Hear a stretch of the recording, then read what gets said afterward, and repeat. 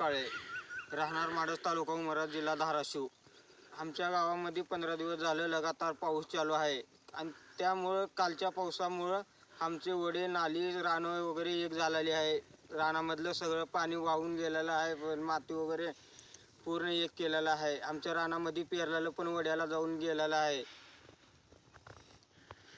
मामा तुमचं काय म्हणणं आहे?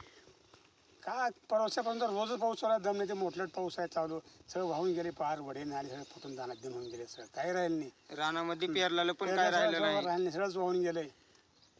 पेरलं सगळं गेलंय. हा सगळं गेलं, पेरलं काही राहिलं नाही. आता पेरणी होणार नाही लवकर. पेरणी काय होत नाही आता, 1-2 महिने तर काहीच राहिलं नाही. आमच्या रान मातीच राहिलं नाही, पेरायचं काय. म्हणजे माडमध्ये हे पहिल्यांदाच प्रकार असा आहे. पहिल्यांदाच आम्हाला कळत तसं अजून असं पाऊस पडेल नाही. 1 ते 1.5 महिना रानं पण येणार नाही आता पेरायला.